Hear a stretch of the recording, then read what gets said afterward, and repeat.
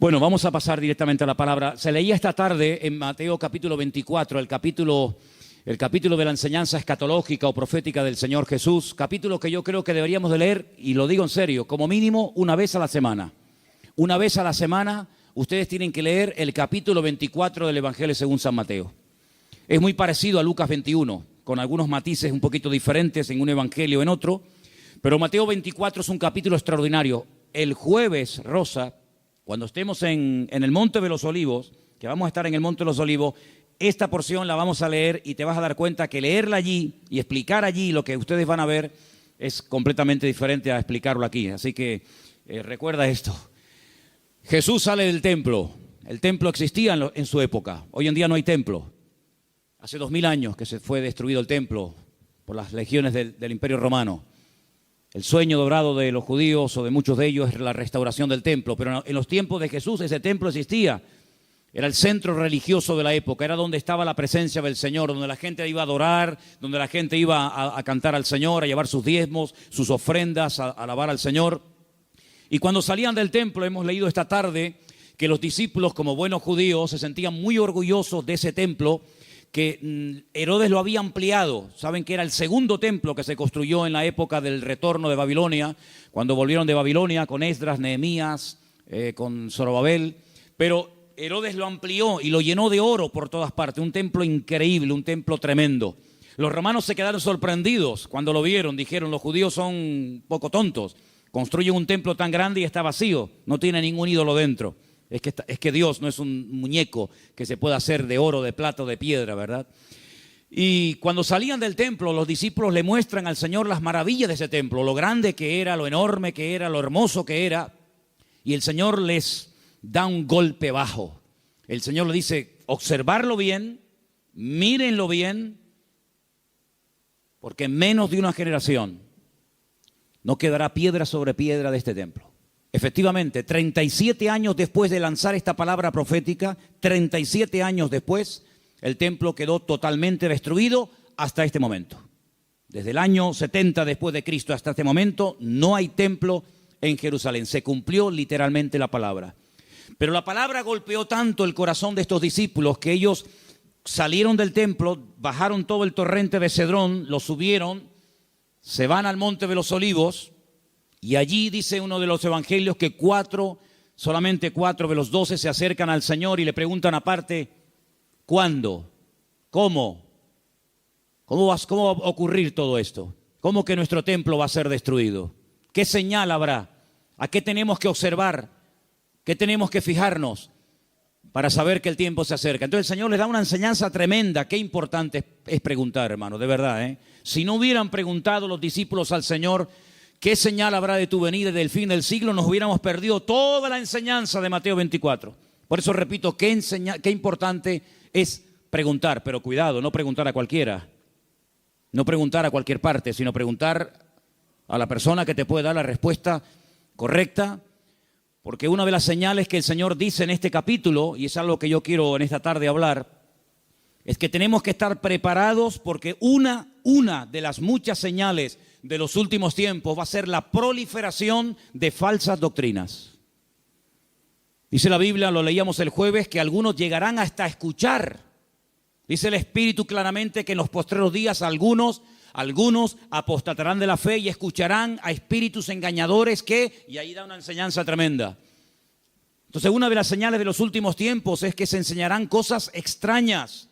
Por eso yo vengo ya semanas hablando y quiero volver otra vez a repetir, no porque no tenga otras cosas que decir, sino porque considero que hay que repetir las cosas que se enseñan y más cuando son de vital importancia.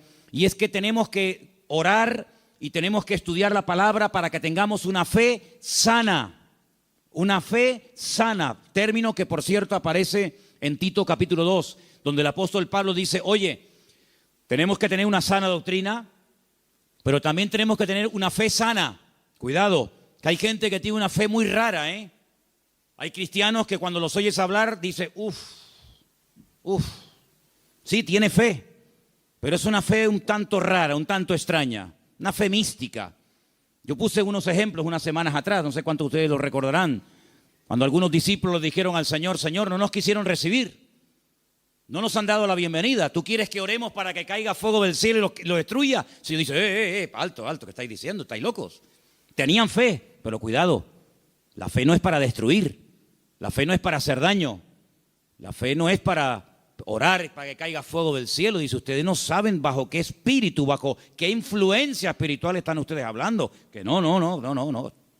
El apóstol Pablo, ¿os acordáis? Le decía a Timoteo, la fe que ahora tienes es una fe no fingida, es una fe sincera. Explicaba este término en Italia, sincera, ¿no? O sea que cuando traían los bloques de mármol, los mármol de Carrara, y comenzaban a construir los templos, las catedrales y los edificios, algunos de esos bloques de mármol venían con imperfecciones, venían con agujeritos, y claro, se veía feo. Cuando es un bloque no, pero cuando son tantos, entonces los rellenaban con cera. Y parecía como que no había ningún defecto, pero cuando daba el sol con fuerza contra aquellos bloques, se derretía la cera y se veía horrible. Decían, manden bloques sin cera, manden bloques sin cera, para que después cuando salga el sol no se quede esto de una forma tan fea y de tan mal aspecto, ¿no? Entonces el apóstol Pablo decía a Timoteo, la fe que tienes no es una fe fingida, no es una fe de máscara, como dice otras versiones, es una fe que primeramente habitó en tu abuela Loida y después la tuvo tu madre, Eunice, y ahora la tienes tú. Entonces tenemos que preguntarnos de vez en cuando en qué estamos basando nuestra fe, en emociones, en sentimientos, en sueños, en experiencias o en la palabra de Dios.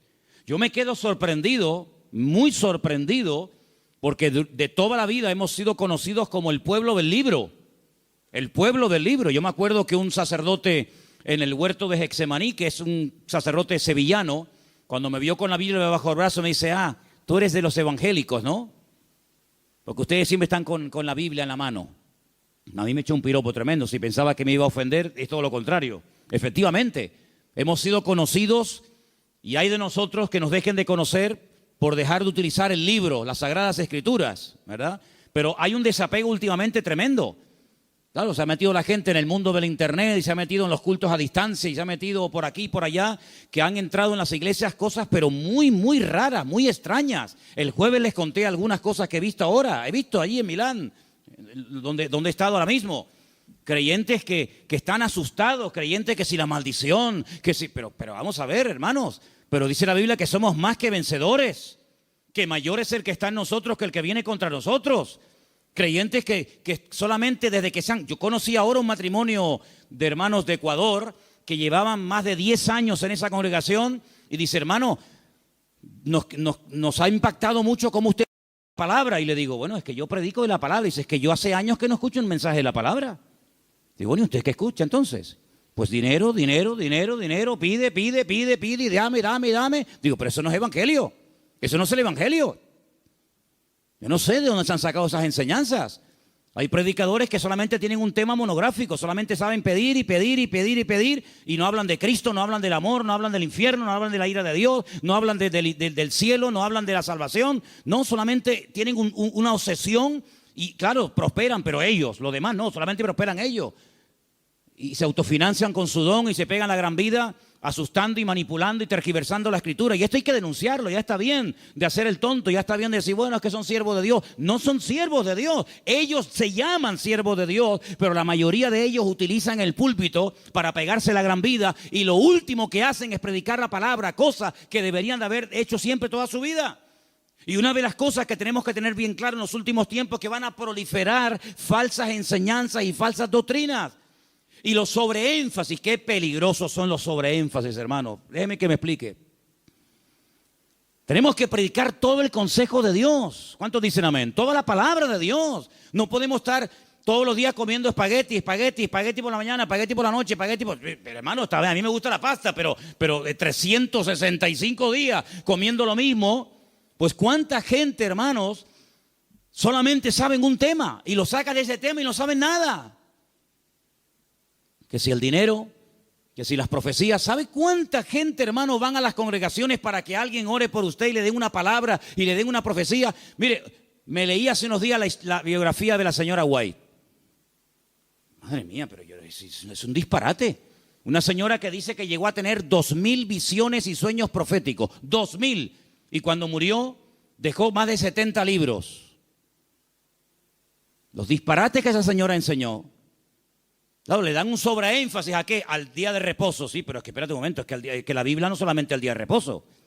Hay otras muchas cosas. Si te crees que porque guardas esto y no cumples con todo lo demás, te vas a salvar, te equivocas, amigo. Es como las iglesias que están todo el día hablan lengua, y venga a hablar en lengua, y venga profecía, y venga a hablar en lengua. Pero hijo, vamos a ver. El apóstol Pablo decía, y si alguien entra en una iglesia y ve a todo el mundo hablando en lengua, ¿qué van a decir? A ver, dígalo usted. ¿Usted qué diría? ¿Que están locos? Pero ¿cuántas iglesias son así? ¿Cuántas iglesias son así que parecen locos? Yo fui hace muchos años a una congregación en Las Palmas y bueno, yo estaba predicando y en medio de la predicación se levantaba la gente, se caían ahí al suelo y empezaban a gritar y a revolcarse y yo decía, ¿qué le pasa a esta gente? Entonces yo miré al pastor que estaba allí y le digo, ¿qué le pasa? Dice, no, es el poder de Dios. Digo, ¿cómo es el poder de Dios? Pues si está haciendo el perro. Estaba haciendo el perro. Y el otro en la esquina poniendo un huevo. Digo, ¿pero qué poder de Dios? La Biblia dice en Romanos 12 que el Señor es nuestro culto racional. Por favor, que parece, damos una imagen, nosotros no, gracias a Dios, pero ¿cuántas iglesias dan una imagen al mundo de que son locos? Y ya está bien, hermano, de callarnos. Y ya está bien de decir, bueno, son así. No. Son barbaridades que avergüenzan al evangelio. Y tenemos que denunciarlo porque el que sabe hacer lo bueno y no lo hace es copartícipe con eso. No les contaba el jueves que acabo de conocer ahora a un pastor en Milán que se tira en la plataforma cuando llega el momento de la ofrenda y le dice a la gente que lo tienen que tapar con dinero. ¿Pero cómo? Sí. Él dice, no, mira, aquí todavía se me ve algo de tela, tienen que tapármelo. Increíble. Un pastor que la congregación un día le regaló un coche, cogieron una ofrenda en la congregación, le regalan un coche al pastor y a los 2 días se sube al púlpito y dice, hermano, Dios me ha dicho, mentira, Dios no dijo nada, eso es falso. Pero él dice, Dios me ha dicho que este no era el coche que ustedes tenían que regalarme, era uno más grande y superior. Y la gente tan tonta va, lo cambian y le compra uno más grande. Y yo le decía, pero ¿ustedes qué hacen allá adentro? ¿Por qué no se le va a hablar, salgan corriendo? Eso no es iglesia, eso no es nada, eso es un circo. Eso es una vergüenza para el evangelio. Es que tenemos miedo, porque nos ha dicho que si nos vamos se nos va el espíritu y se nos va la bendición. Digo, hágame el favor. Oye, que a mí nunca me ha tocado la breva de caer en una iglesia de estas, ¿eh? A mí nunca me ha tocado una breva de estas. Siempre, de verdad, a mí me toca una iglesia de estas y es que me voy al Antiguo Testamento con la espada y el arco. Increíble, hermanos. Entonces tenemos que retornar a la palabra de Dios es nuestra base. No podemos entrar en locuras y en disparates. Todo lo que usted pueda pensar, soñar, sentir o lo que sea, si no va de acuerdo 100% con la palabra, no es de Dios. La palabra de Dios es la base, es el fundamento de nuestra fe. Y no necesitamos nada más que la palabra y nuestra experiencia, nuestra relación con el Señor. Yo creo que algunas personas no han terminado de descubrir lo que significa enamorarse del Señor y enamorarse de la palabra. Por eso buscan fuera, porque cuando un hombre está enamorado de su mujer no tiene que buscar otra. Y cuando una mujer está enamorada de su marido no se le van los ojos detrás de otro. Cuando usted está enamorado de Cristo no le tienta nada ni nadie, porque usted sabe en quién ha creído.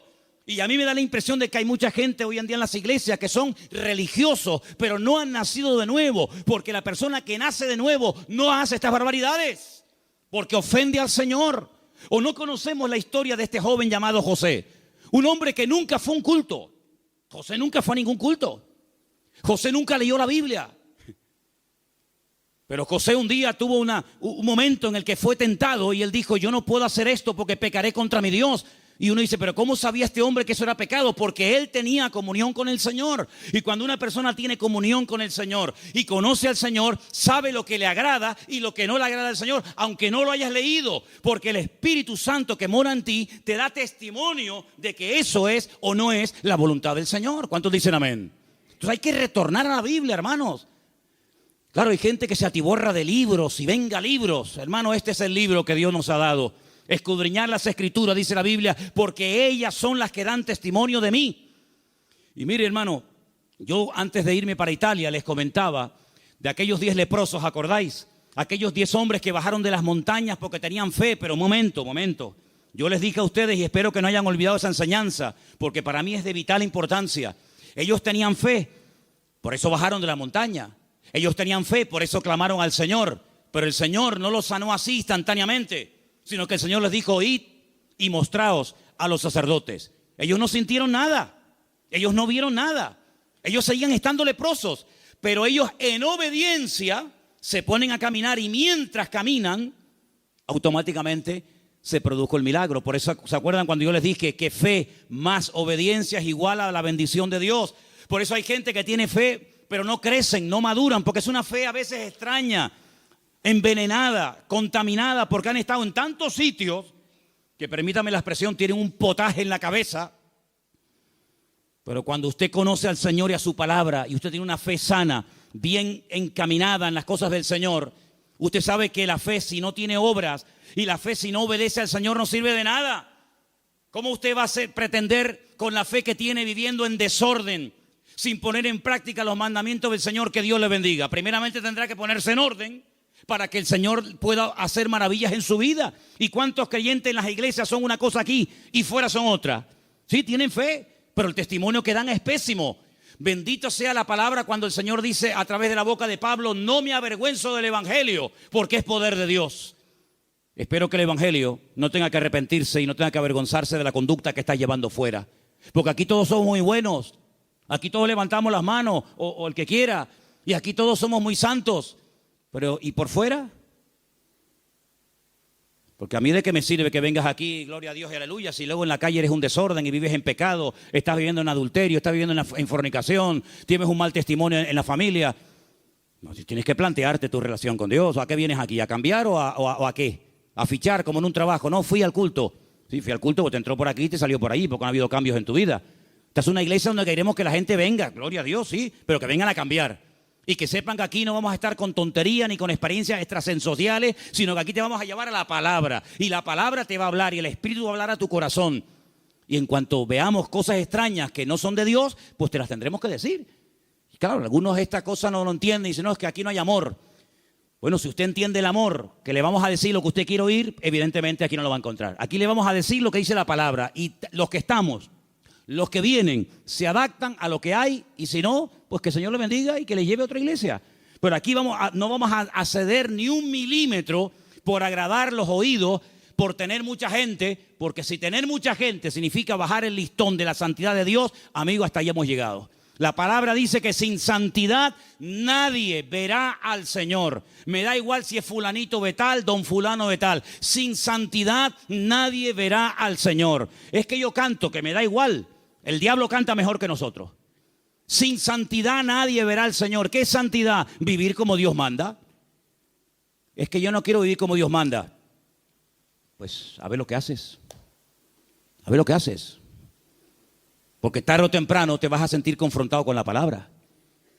Claro, la carne siempre te va a decir que no pasa nada. ¿No se lo dijo Satanás a Eva? ¿Qué le dijo Satanás a Eva? ¿Por qué no comes?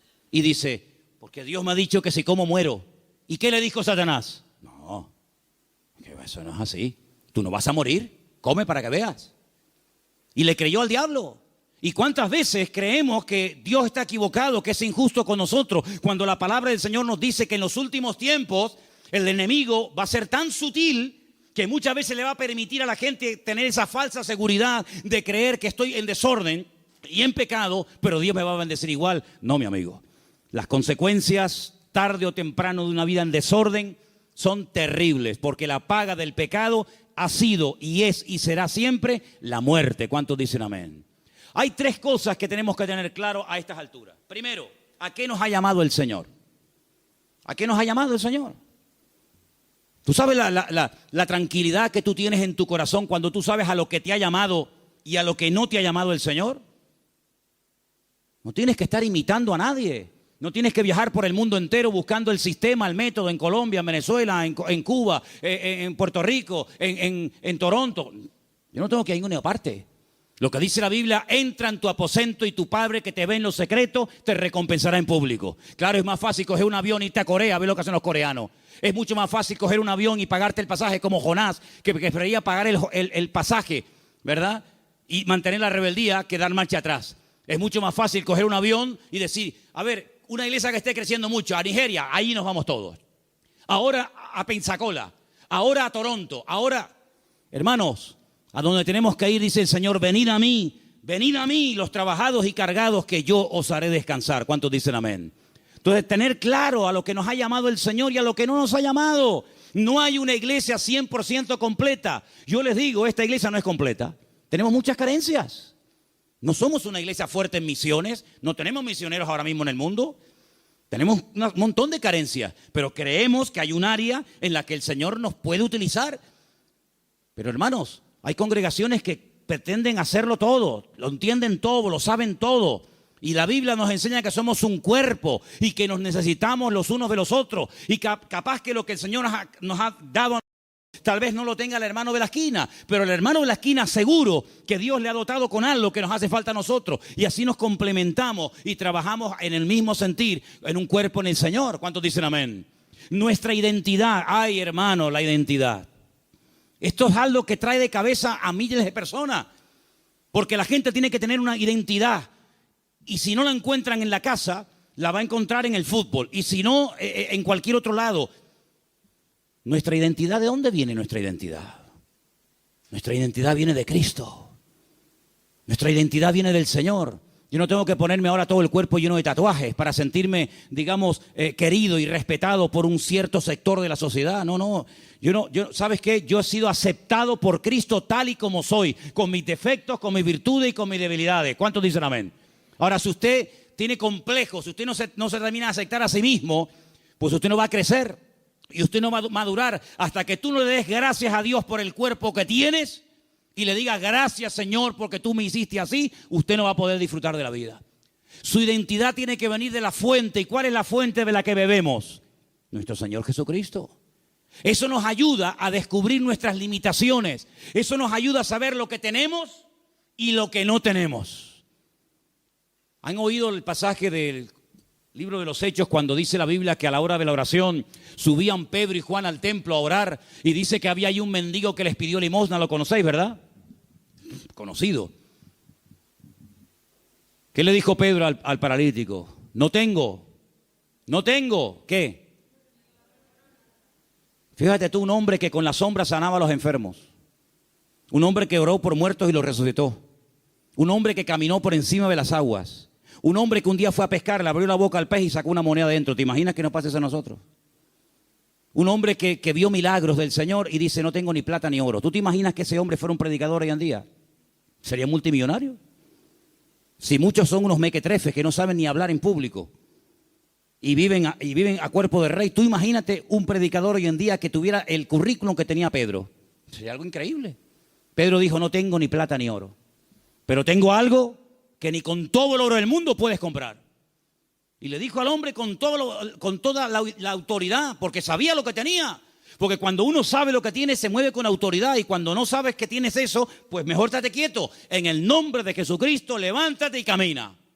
Y el Señor hizo un milagro tremendo. Entonces las iglesias, los creyentes hoy en día, tenemos que saber a lo que Dios nos ha llamado. Tenemos que saber lo que tenemos y lo que no tenemos.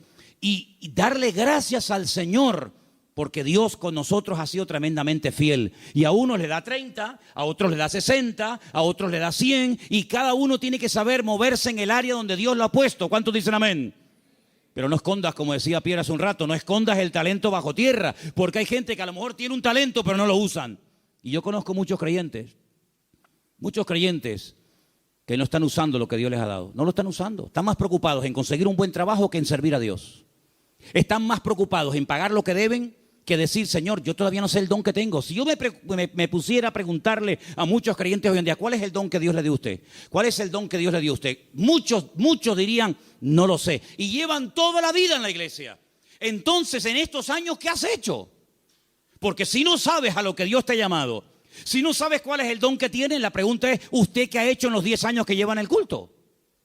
¿Qué es lo que usted ha hecho? Queridos hermanos, es el tiempo de que le preguntemos honestamente al Señor, y está el año a punto de terminar, Señor, ¿en qué área tú quieres utilizar mi vida? Porque el Señor tiene grandes sorpresas para todos y para cada uno de nosotros. ¿Cuántos dicen amén? Ahora, hermano, escúcheme una cosa. Dios quiere que crezcamos en todas las áreas. Como dije antes, el sobreenfatizar algo, el crecer demasiado en un área, olvidándonos de otras, lo que produce son monstruos. Hay gente que le da un énfasis tremendo a la oración. Y claro, la oración es muy importante, hay que orar, claro que sí. Pero no tienen ni papa, no tienen ni idea de la Biblia. Por otra parte, hay gente que está todo el día con la Biblia, leyendo, memorizando y estudiando, pero nunca oran. Luego, tenemos que crecer con un equilibrio, de tal manera que no seamos como un monstruo que crece mucho en un área, pero nada en otro área. Y tenemos que dedicarle tiempo al Señor a decir, Señor, yo quiero crecer espíritu, alma y cuerpo, como dice la palabra. ¿Cuál fue el último libro que leíste? Sin contar la Biblia. ¿Cuál fue el último libro que leíste? Hay cristianos que no leen nada. Hay cristianos que no leen nunca nada. ¿Y cómo van ustedes a contactar? ¿Y cómo van ustedes a evangelizar? ¿Y cómo van ustedes a dialogar con personas del mundo que no leen la Biblia, sino que leen y están preocupados con otras cosas? Si tú no estás puesto en lo que el mundo habla y comenta, ¿cómo vamos a alcanzarlo si no sabe ni por dónde empieza una conversación, ni por dónde termina? Hay gente que no trabaja, ni estudia, ni hacen nada. Y son las víctimas y son las personas más propensas a caer en desánimo, en depresión y en pecado. Una vez leí un refrán, no es bíblico, pero decía algo así como: Satanás busca a una persona desocupada para darle una ocupación. Grandes hombres de Dios a lo largo de la historia no cayeron en el campo de batalla mientras servían al Señor. Grandes personajes de la historia no cayeron cuando estaban activos sirviendo al Señor, sino en tiempos de ociosidad, cuando se aburrían, cuando no tenían otra cosa que hacer, porque para pecar hace falta tener tiempo. Por lo tanto, no desperdicien el tiempo, hermano. Pídanle al Señor: Señor, ayúdame a utilizar el tiempo. Si tienes tiempo libre, ponte a orar, congrégate, busca un libro, un buen libro para estudiar, para servir al Señor, para prepararte, pero no estés todo el santo día sin hacer nada, porque eso tarde o temprano se va a volver en tu contra y te va a crear grandes problemas. Quiero también comentar algo que para mí es de vital importancia. Hay gente que por la timidez, por el temor, por el miedo al qué dirán, no terminan nunca de dar el paso. Y déjame que te diga que hay una mujer en la Biblia que tenía un tesoro increíble. Lo quería consagrar, lo quería entregar al Señor, pero no fue de utilidad su tesoro, no fue de bendición lo que ella tenía, hasta que rompió el vaso de alabastro y ungió con ese perfume al Señor, y dice que toda la casa se llenó del olor del perfume. ¿Cuánto tiempo hace que no caes quebrantado en la presencia del Señor? Hay gente que tiene los ojos muy secos, hace tiempo que no lloran, que no se quebrantan en la presencia del Señor. Viven secos como palos, como aquel valle de huesos secos, que dice que eran muchos, pero estaban secos, no había vida, no había espíritu en ellos. Y le dice el Señor a través del profeta Ezequiel: profetízale a los huesos, háblales a los huesos. Dice que cuando entró el Espíritu de Dios en ellos, se convirtieron en un gran ejército. No seas un hueso seco en un culto, no seas un hueso seco, escucha que te escucha, pero nunca compartes la bendición, nunca abres tu corazón a otras personas que están igual o peor que tú en un momento determinado. Pídele al Señor antes de que finalice el año, que está ya, como quien dice, a la vuelta de la esquina, poder ganar almas a los pies de Cristo. ¿Cuál fue la última persona que ganaste para Cristo? Yo estoy seguro, no lo voy a preguntar, porque no quiero que te sientas mal.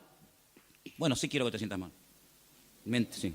No, que si no sería falso. Sí quiero que te sientas mal. ¿Cuántas almas has ganado para el Señor en este año? ¿10? ¿5? ¿1? No has ganado a nadie este año. Si yo no gano ni un alma para Cristo en un año, yo me muero. Le diría al Señor: Señor, llévame contigo. Ya mi ministerio se secó. Ya se secó. ¿Sabe lo que pasar 365 días? Viajar, comprar, ir de vacaciones, disfrutar de la vida, de lo que tienes, trabajar, estudiar y no ganar ni un alma para Cristo. Eso se llama esterilidad, amigo. ¿Y cuántos creyentes son estériles? ¿Cuántos creyentes son estériles? No han tenido el privilegio de llevar ni a uno en 365 días a los pies de Cristo.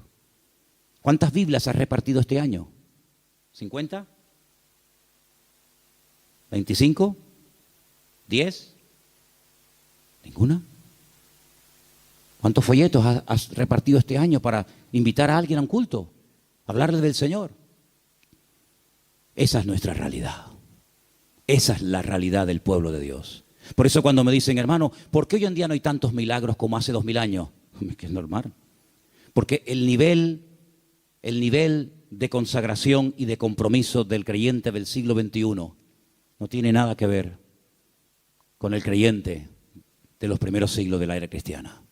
Aquella gente vivía para y por Cristo. Estaban obsesionados con el Señor.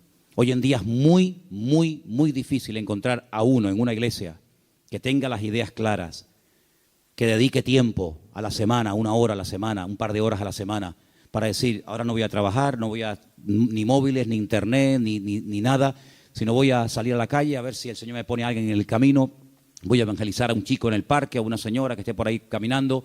Es muy difícil encontrar a jóvenes, incluso hoy en día, obsesionados por Cristo. Yo le decía hace poco a un pastor, en mi época, cuando yo me convertí al Señor, todos los jóvenes en mi iglesia solamente queríamos una cosa, ir a la escuela bíblica, prepararnos y servir al Señor. Esa era la obsesión. Llegamos a ser hasta criticados. Algunos de la congregación decían, pero ¿ahora qué pasa? ¿Que todo el mundo se quiere ir al seminario y prepararse para servir al Señor? Hasta recibimos crítica en aquellos tiempos. Y en aquellos años surgieron un montón de pastores que hasta el día de hoy, son los que están. Pero pastores que ya tenemos 50 y pico años largos, porque te hablo hace ya 30 y tantos años atrás. Bueno, pues 35 años han pasado desde que yo estoy sirviendo al Señor y yo no he visto que ese deseo de servir al Señor a tiempo completo, como misionero, como pastor, como evangelista, como lo que sea, se ha ido diluyendo, se ha ido perdiendo. Y tú puedes observar hoy en día en los púlpitos que los pastores pues ya tienen de 50 años para arriba, si no más. Dime qué pastor hay, nómbrame 10 pastores en Tenerife que tengan 21 años como yo fui el primer pastor. Bueno, yo fui pastor con 19, pero dime 5 pastores en Tenerife que tengan 20 años y que sean pastores en este momento con 20 años. Ni uno. En mi época todos teníamos esa edad. Empezamos con 19, 20, 21 años hasta ahora. Tenemos que recuperar tantas y tantas cosas. En mi época no había la mayoría de las cosas que hay hoy en día. En mi época no había WhatsApp, no había internet, no había páginas web.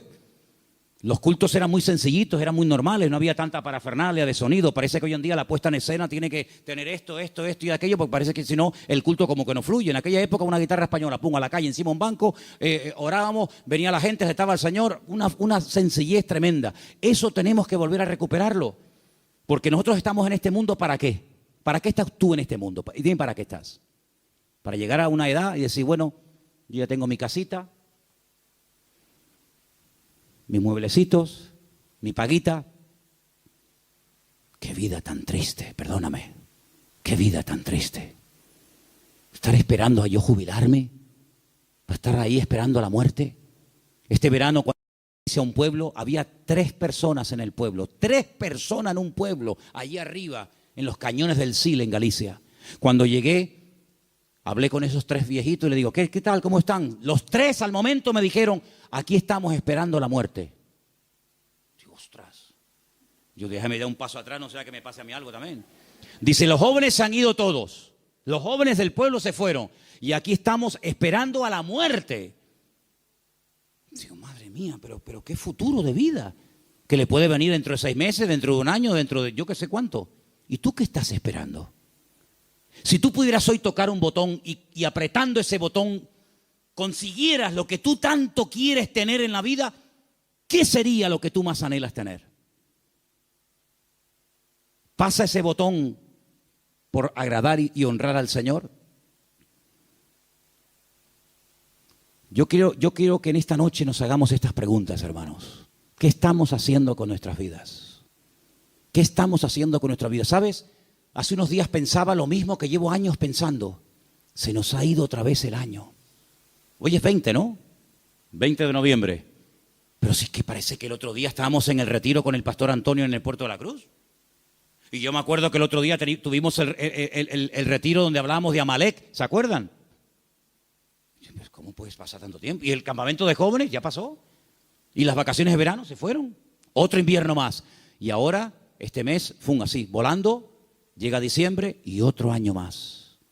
Hermanos, algo tiene que cambiar en nuestras vidas. Te tienes que replantear tu tiempo, tu vida, tu juventud, tu matrimonio, tu familia de una forma diferente. Tú no puedes ser un parásito en una iglesia. Tú no puedes ser una persona ahí sentada 1 año, 2 años, 4 años, 5 años, 10 años, 30 años. Uy, se murió el hermano. Señor, toma, te lo mandamos, otro para arriba. No, hermano. Sea una oveja productiva. Involúcrese en las cosas del Señor. Tenga ilusión por las cosas del Señor. Y yo creo que si nosotros verdaderamente buscamos al Señor de todo corazón, hay tantas cosas que podemos hacer todavía para el Señor. Yo, hermano, yo tengo más ganas de servir al Señor que nunca. Pero yo no quiero que esta iglesia sea un freno para mi vida. Yo no quiero que esta iglesia se convierta en un tapón para mí. Yo tengo mucho más visión que estar aquí. Y yo estoy plenamente convencido de que el mundo, no Tenerife, el mundo nos está esperando. Y el Señor tiene gente aquí que puede utilizar de una forma tremenda. Pero somos nosotros los que tenemos que decir, Señor, cuenta conmigo. Porque quiero terminar diciendo algo. La noche que el Señor Jesucristo sabía que iba a ser entregado, dijo algo tremendo. Dijo, Padre, pasa de mí esta copa. Mas no se haga mi voluntad, sino la tuya. ¿Y saben cuál era la voluntad del Padre en ese momento? Que lo mataran. Es increíble. El año que viene va a ser un año muy interesante. Créanme, va a ser un año tan interesante. Porque ya empezaron los dolores de parto, pero los dolores de parto no duran siempre. No, hermana, yo no entiendo mucho de esto, yo nunca he parido, ¿no? Pero más o menos hablo de la teoría. Los dolores de parto están ahí, pero llega un momento que se acabó el dolor, nace el chiquillo y ya está. Bien. Llevamos años con dolores de parto. Europa ya lleva años en dolores de parto. España ni te cuento. España yo creo que le van a tener que hacer una cesárea dentro de poco. Porque no hay forma de que salga el chiquillo, ¿vale? Estamos con dolores de parto hace mucho tiempo. El año que viene van a salir muchas cosas, van a parir muchas cosas que se han ahí retenido con dolor. Bien. Estoy recibiendo llamadas de Estados Unidos. Muy interesantes, por cierto. Para muchos, sobre todo para gente de Latinoamérica, más que para gente de Europa, Estados Unidos era el sueño dorado. Yo recibo cada día correos de gente que me dice, he mandado solicitud, he pedido visa a Estados Unidos, me la han denegado, entonces estoy tocando la puerta a ver si usted, no sé qué. No te puedes ni imaginar la cantidad de gente que me escribe cada día de montones de lugares que primero tocan a la puerta del tío Sam. Primero le llaman al tío Sam. Y cuando el tío Sam le dice, por aquí no entra, entonces llaman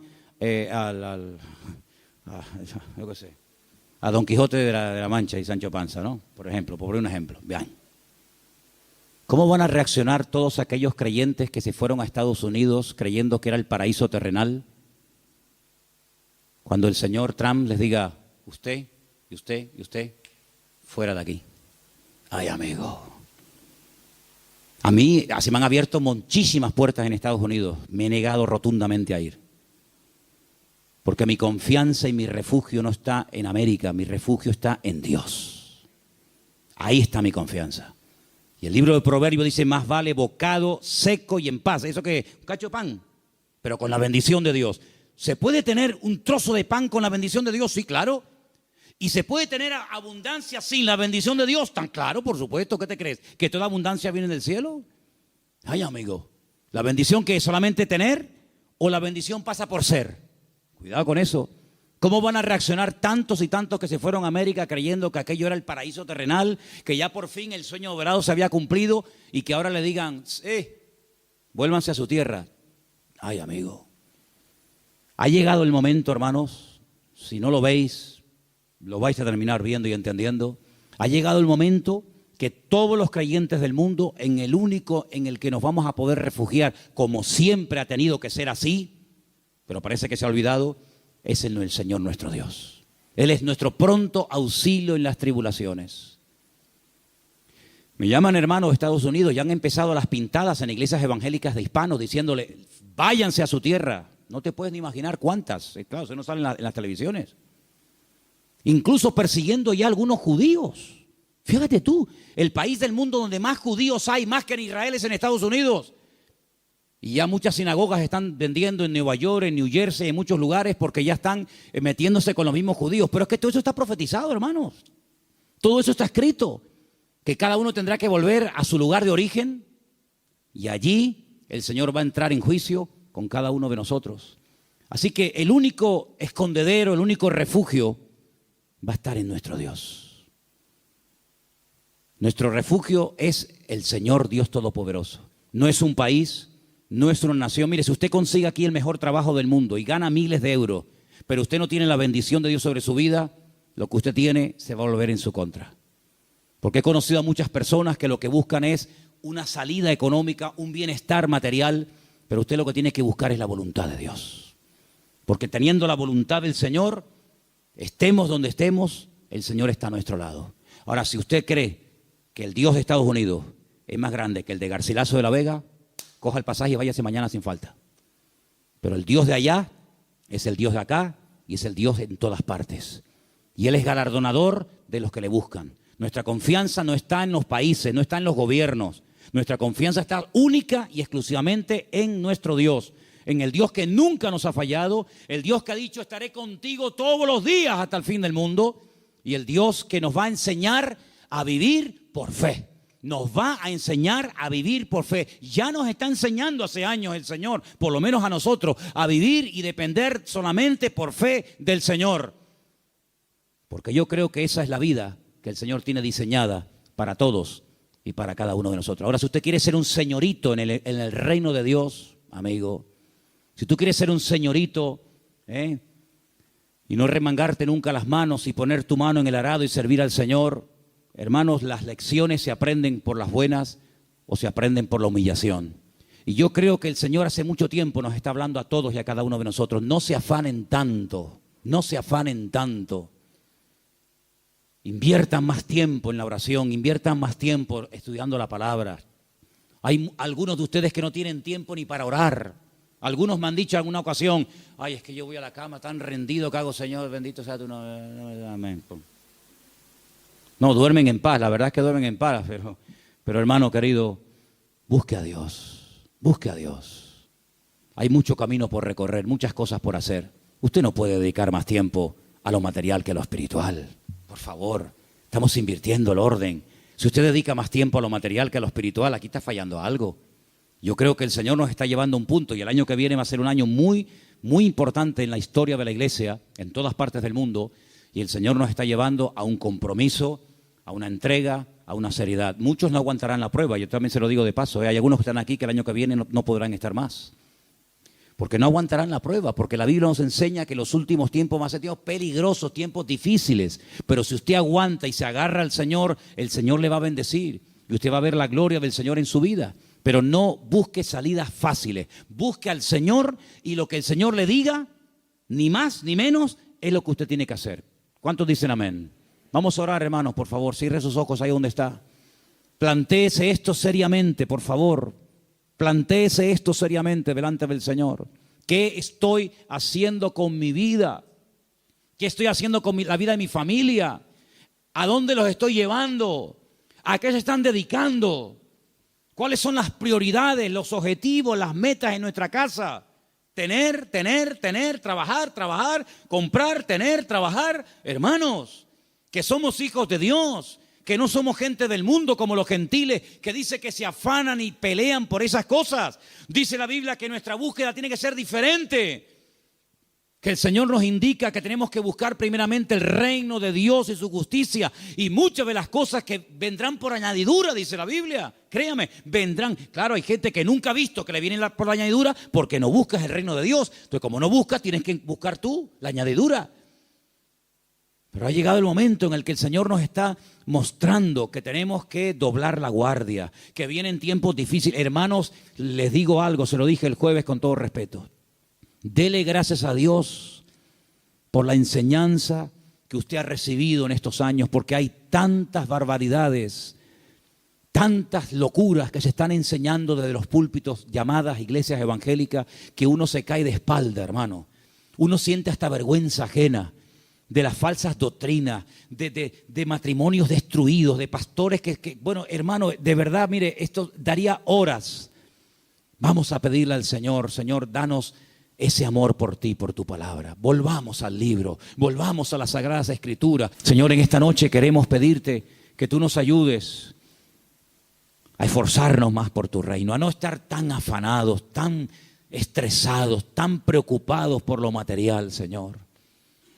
Señor, tú nos has enseñado un modelo de vida diferente. Tú nos has enseñado a depender de ti. Tú nos has enseñado, Señor, a creer en tus promesas, en tu bendita palabra. Y yo te pido, Señor, en el nombre bendito de Jesús, que nos ayudes a aprender las cosas de buena manera, a ser adoradores en espíritu y en verdad, a ser estudiantes serios de tu palabra, Dios mío, que no nos atraigan las cosas de este mundo. Señor, que podamos marcar una diferencia en este mundo enfermo que te ha dado la espalda hace tanto, tanto tiempo, Señor. Levanta jóvenes de esta iglesia con pasión, con fuego, por las almas perdidas, Señor. Verdaderamente a familias enteras que decidan servirte.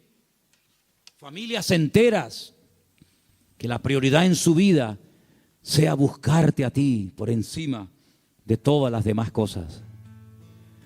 Quita de nosotros el afán, Señor, el miedo al futuro, el miedo a lo que va a pasar, Señor.